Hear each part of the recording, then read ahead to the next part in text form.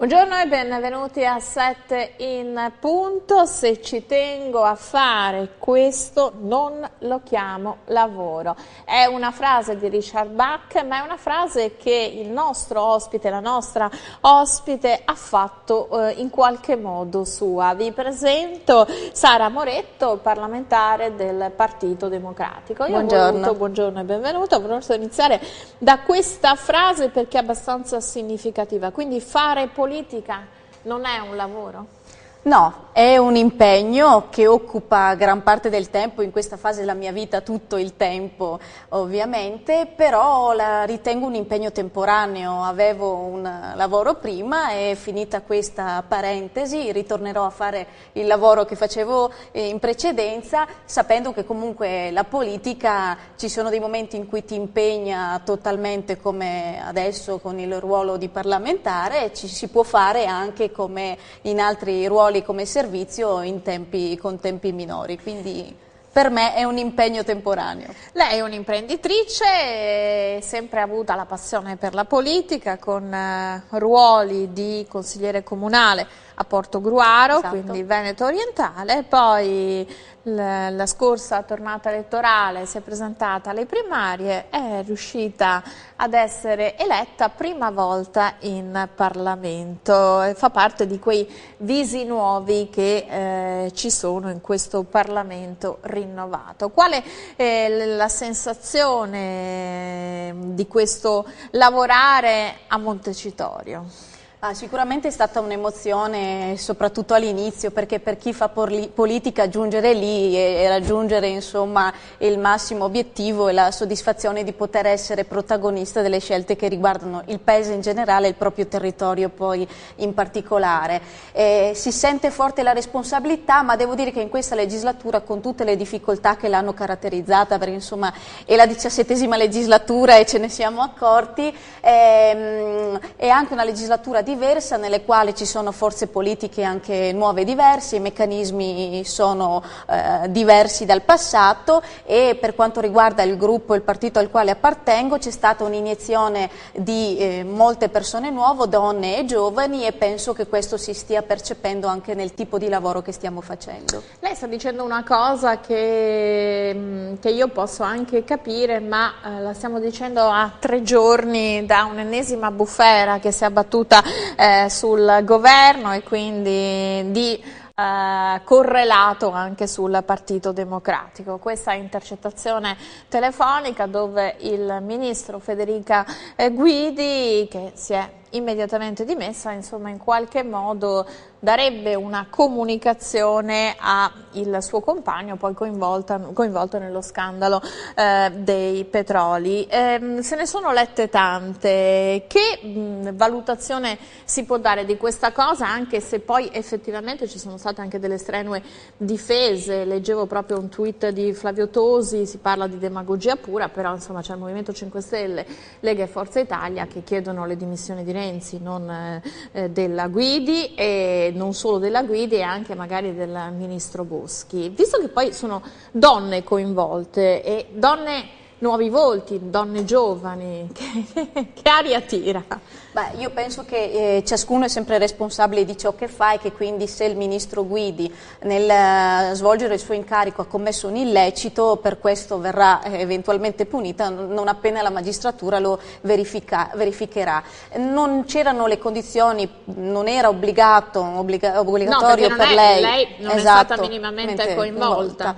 Ha scelto per opportunità politica di dimettersi. Questo lo ritengo un fatto nuovo rispetto al passato, perché se ricordiamo nel nostro paese di casi simili ne sono accaduti molti, e molto spesso nei giorni seguenti i giornali erano pieni di articoli nei quali si discuteva del fatto che queste persone non lasciavano la carica e che venivano difese fino alla fine, insomma, dalle forze politiche. In questo caso il ministro ha scelto di dimettersi.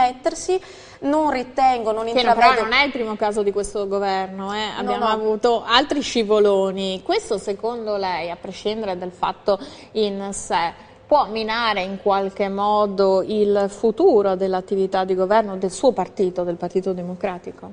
Io sinceramente penso di no, perché nel merito di questo caso, per esempio, il Premier Renzi e anche il Ministro Boschi, ma faccio riferimento principalmente a Renzi che è responsabile insomma in questo momento del governo, hanno ha ribadito che nel merito della scelta lui la ritiene una scelta corretta, si trattava di un investimento per il Sud in un settore strategico per quella regione che è quello appunto dei petroli e dei carburanti, che avrebbe dato dei posti di lavoro, quindi stiamo parlando di una inopportunità, di un potenziale conflitto di interessi, ma non si può appunto fare una telefonata e far emergere che c'è un interesse anche personale nell'attività politica. Credo che sia, insomma, non si può sentire, no? Però nel merito della decisione presa e la scelta del governo è di sostegno alla decisione, per cui non intravedo i motivi per una crisi di governo, insomma.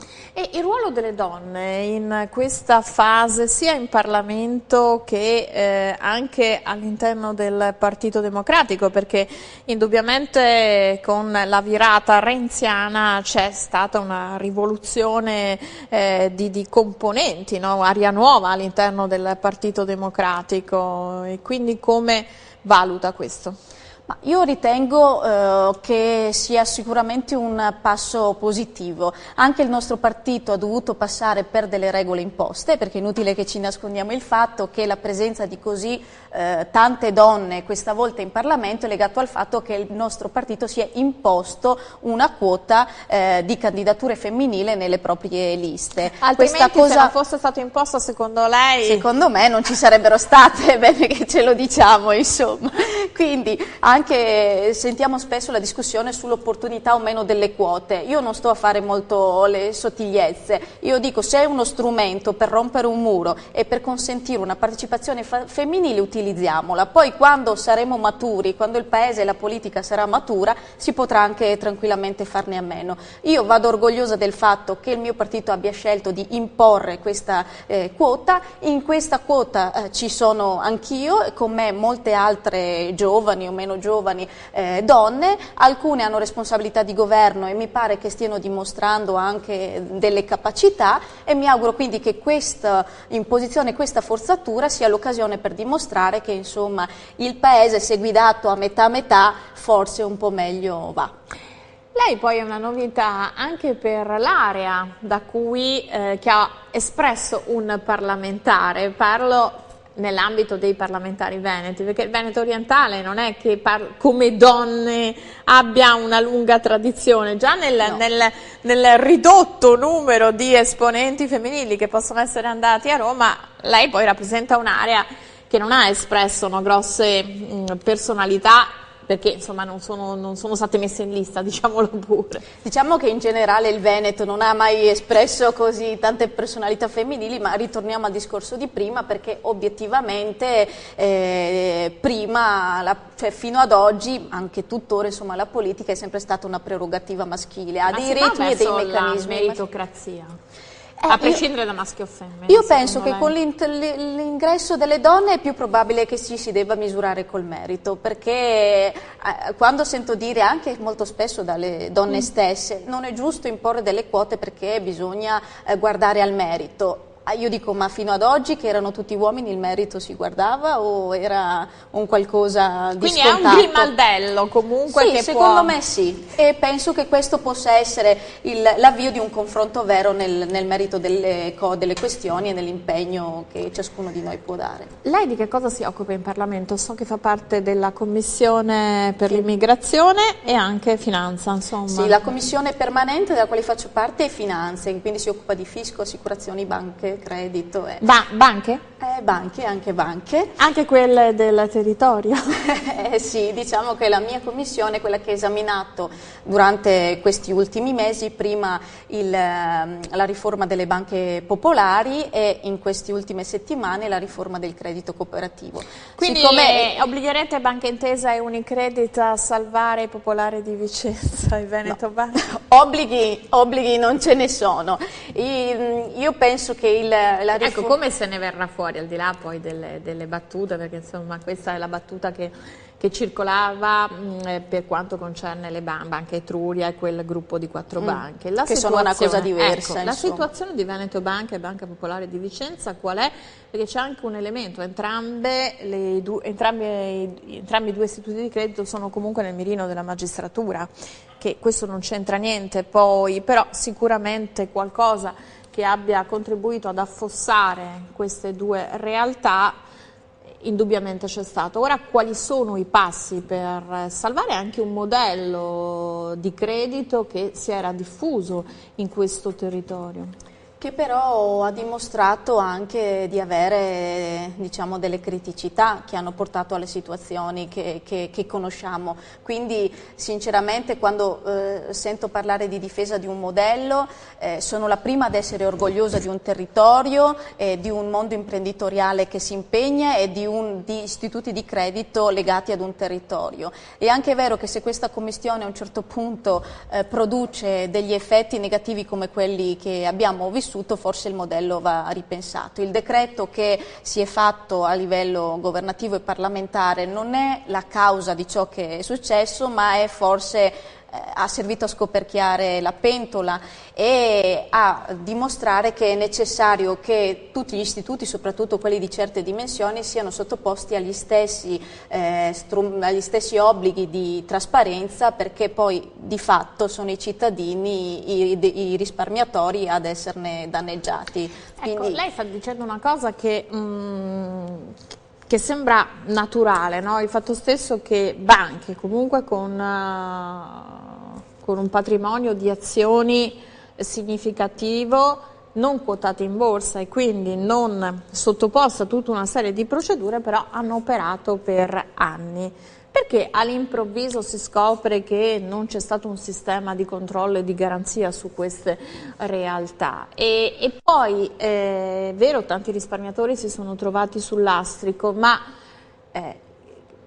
come mai non c'era la consapevolezza che si acquistavano azioni non vendibili, in quanto azioni non quotate in borsa? Insomma, non so se mi spiego. Ma non è neanche il fatto del non essere quotate in borsa, diciamo che dei risparmiatori possedevano delle azioni che ritenevano avere un certo valore, ma c'era stata che la di fatto lusinga era anche di un buon guadagno, la lusinga che possedere delle azioni che valevano X, che poi si ritrovano a valere Y, forse valevano troppo quando sono state acquistate, c'era esatto. un valore gonfiato. In un'ottica generale io penso che in questi ultimi mesi, prima con il decreto sulle popolari, poi con la recente riforma delle banche di credito cooperativo, si è scelto, pur sapendo che la cosa avrebbe ovviamente creato un dibattito forte, si è scelto di mettere mano al sistema bancario italiano.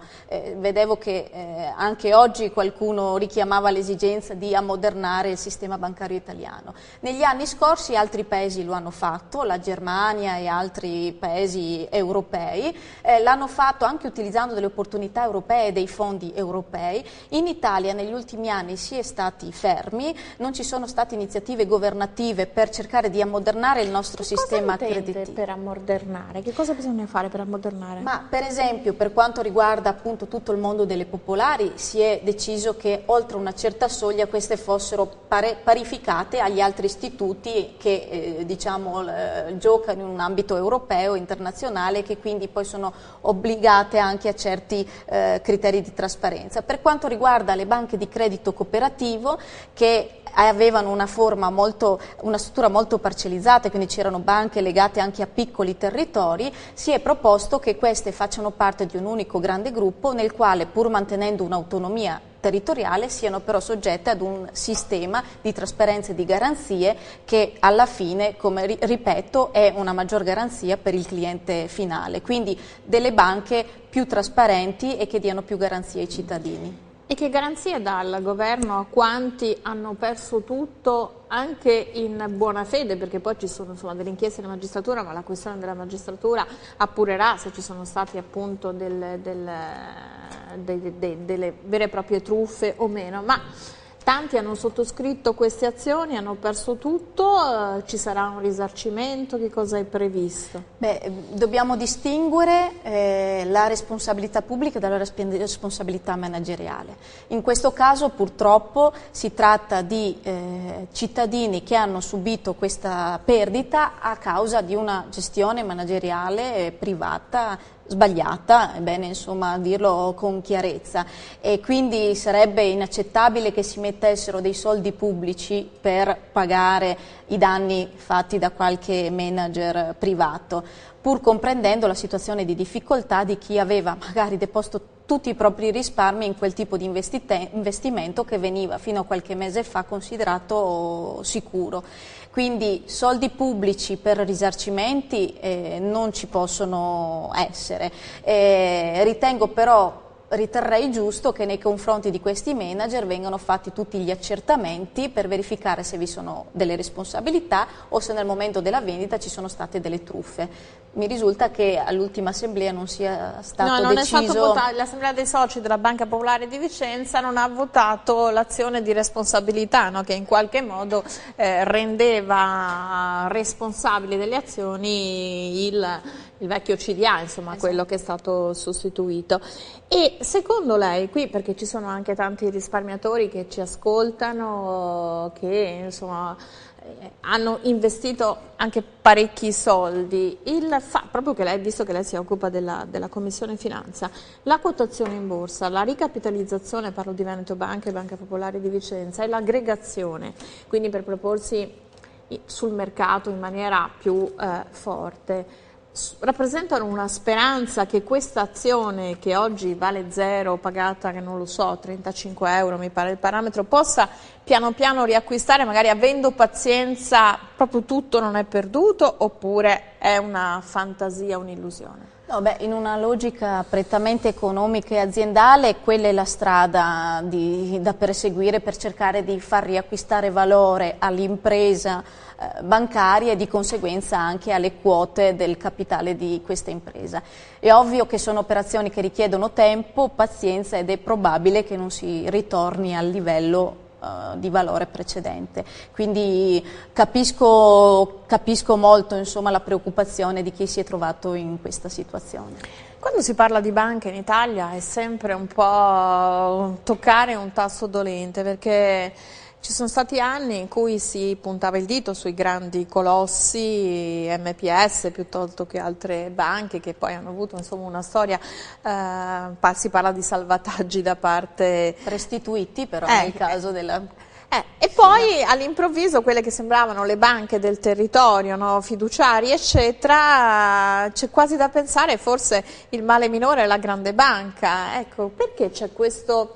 atteggiamento altalenante nel considerare le banche, nel vedere la storia delle nostre banche in Italia? Ma io penso prima di tutto che questi fatti ci dimostrino come non esiste un modello territoriale veneto per forza positivo e un modello invece grande internazionale per forza negativo o viceversa. Ovviamente le imprese vanno valutate nella gestione che esse hanno e che quindi anche diciamo, sostenere sempre che la soluzione è mantenere la banca piccola territoriale veneta mi pare che sia una cosa ormai superata.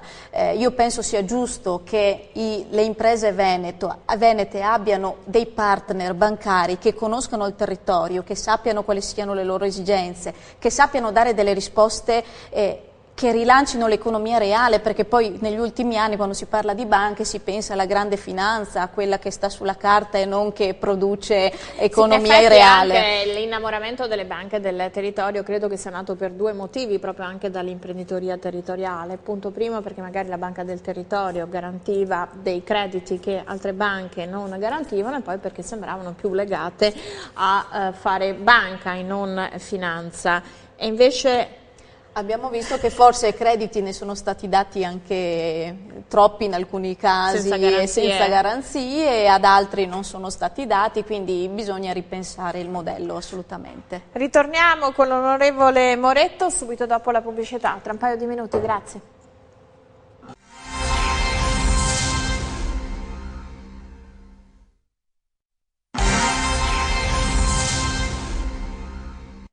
Siamo tornati in studio, con noi abbiamo l'onorevole Sara Moretto, parlamentare del Partito Democratico. Si parlava tra i suoi ruoli la Commissione Finanza, però si occupa anche di piccola e media impresa.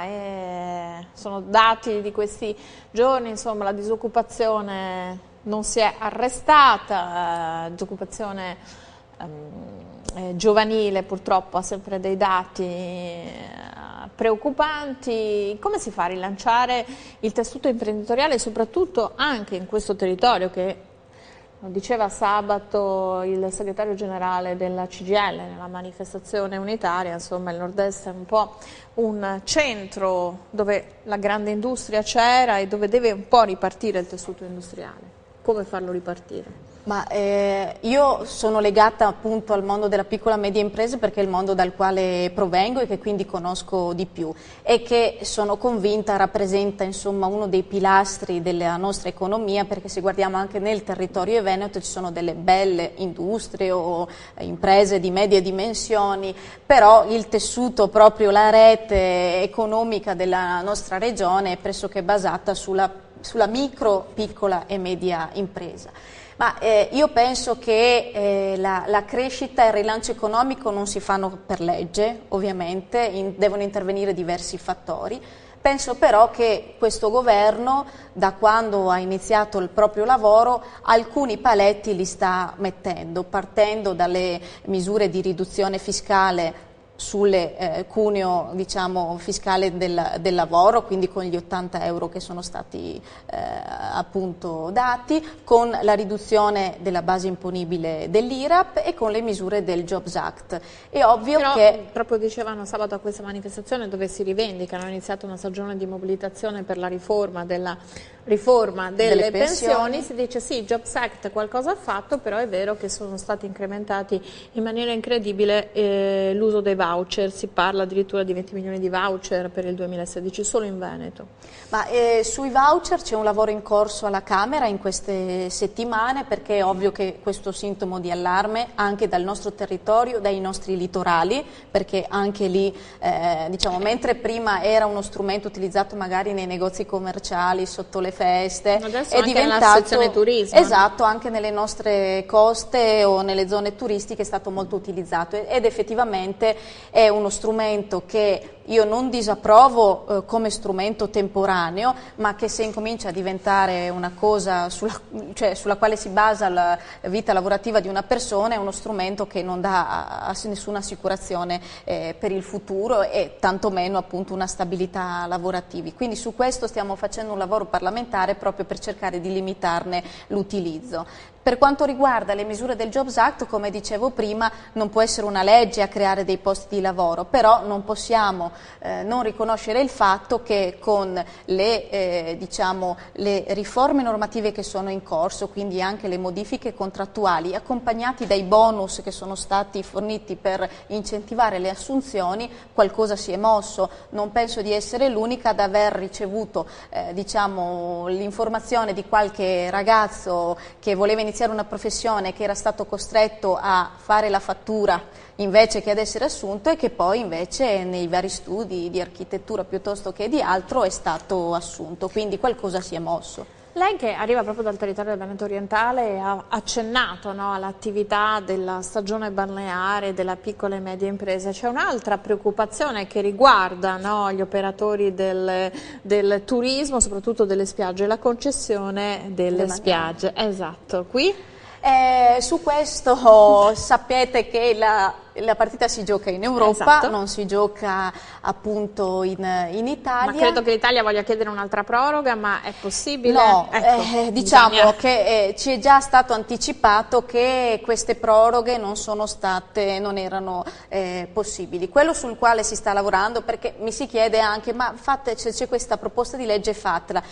Stiamo cercando, questo è un tema che sto seguendo insieme anche a membri di governo, ovviamente anche del territorio, stiamo cercando di formulare una proposta che sia con la certezza che venga approvata dall'Europa. Ovviamente non abbiamo più bisogno di che fare le cose. Potrebbe essere formulata come?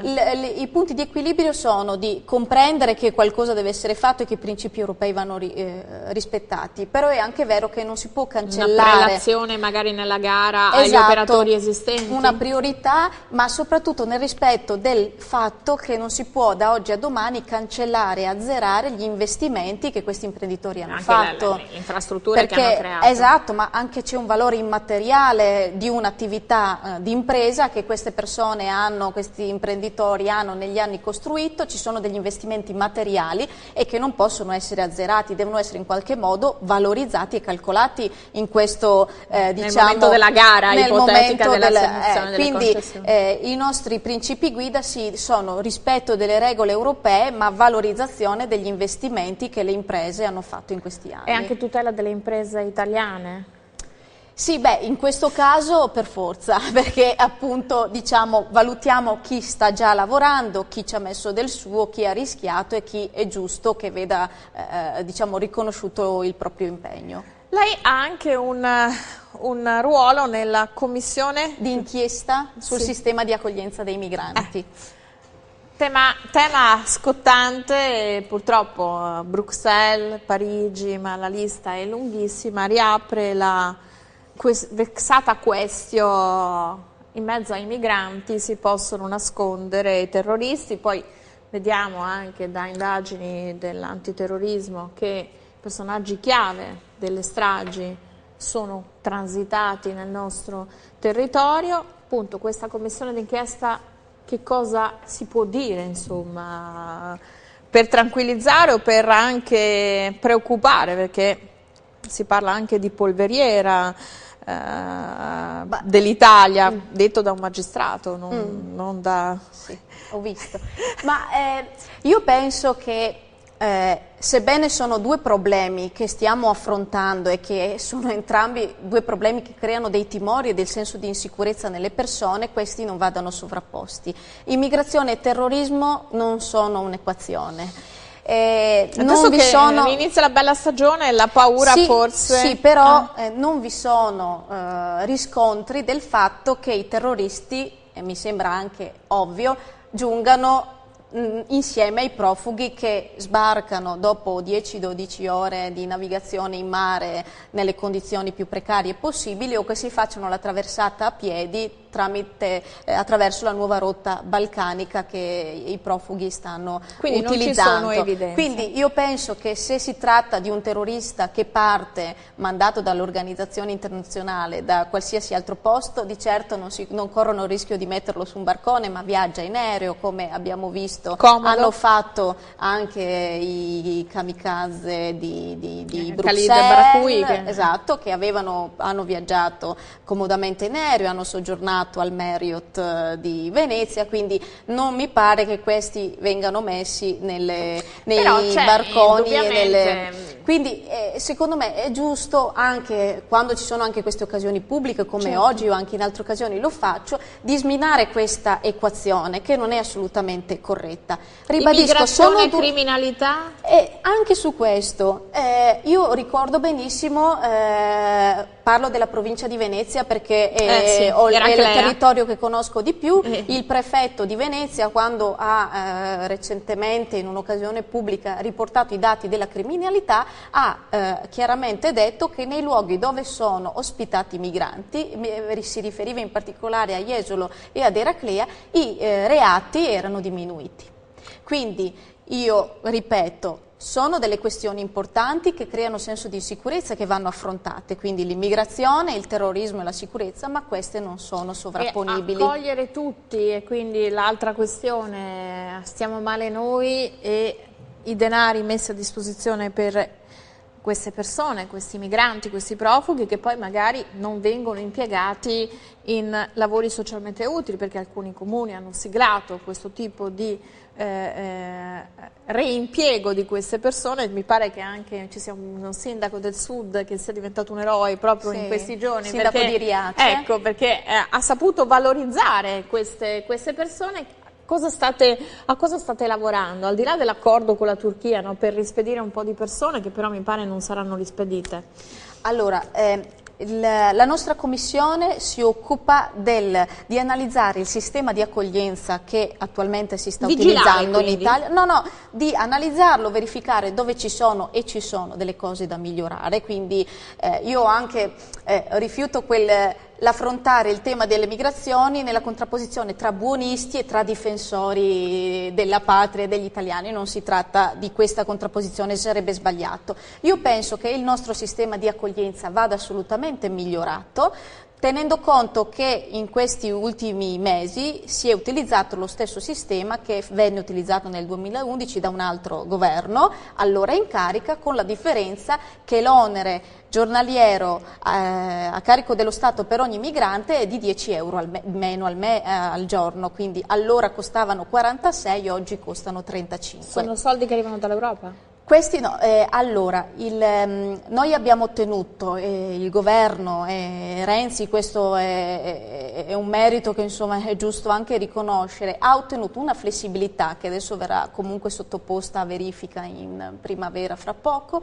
ha ottenuto una flessibilità sui vincoli di bilancio pari a 3 miliardi, anche se il costo per la gestione dei migranti è di 1 miliardo, quindi non è che 3 miliardi perché costa 3, il costo è di 1 miliardo, quindi abbiamo ottenuto questa flessibilità perché di fatto ci stiamo facendo carico della gestione di una questione che è europea e che non è solo italiana. Geograficamente siamo confine d'Europa e quindi ci prendiamo carico di questa questione. Lei ha detto voglio sminare questo tema e mi sembra che lo abbia fatto spiegando le ragioni. Quali sono, proprio per non far finta di non vedere il problema, le criticità che elencava? Le criticità sono, prima di tutto, il sistema di accoglienza inteso come temporaneo o provvisorio, nel senso che nel nostro paese attualmente solo il 30% dei migranti è ospitato in strutture permanenti organizzate dai comuni, il cosiddetto sistema SPRAR. Quindi ad oggi solo 300 e qualcosa, diciamo poco più di 300 posti o 300 comuni, adesso faccio un po' di confusione con i dati, sì. Vabbè, solo il 30% diciamo, dei posti è garantito dai comuni, mentre il 70% vengono ospitati in strutture temporanee, quindi i famosi alberghi vuoti, le famosi appartamenti invenduti, le caserme? Sì, anche le caserme, quindi tutti i luoghi nei quali sono i privati a mettere a disposizione per avere un introito questi spazi. Quindi c'è un 70% di ospitalità che è voluta dai privati, messa a disposizione dai privati. E che crea quelle situazioni di difficoltà come abbiamo vissuto ad Eraclea Mare piuttosto che in altre situazioni. Quindi la prima azione, la prima proposta è quella di invertire comuni più disponibili in un sistema nel quale si dice ho 10.000 abitanti, bene stato, io offro 10 posti per l'ospitalità dei migranti nel caso in cui fosse necessario, li colloco lì e offro questo tipo di assistenza. E magari anche la possibilità di avere un lavoro, perché anche queste persone credo che abbiano voglia di cercare di integrarsi. Esatto, e quindi anche ai cittadini è offerta una maggior tranquillità, una maggior sicurezza. E chi non ha diritto all'asilo come allo status di rifugiato? Esatto, quindi l'ispedizione a casa? Esatto, l'altra questione della quale ci stiamo occupando è del perché questi rimpatri non funzionano, è bene che ci diciamo, e il problema è prima di tutto legato al fatto che oggi i rimpatri sono basati da accordi bilaterali tra l'Italia e i singoli stati. Capisce anche lei che è difficile che l'Italia si metta a contrattare il rimpatrio con tutti i paesi dai quali stanno pervenendo. Quindi ci vorrebbe un'azione europea? Un contratto bilaterale Europa e Stati di provenienza. Io ringrazio Sara Moretto, parlamentare del Partito Democratico, ringrazio Grazie a voi. E subito dopo la pubblicità affrontiamo altri argomenti e altri ospiti. A tra poco.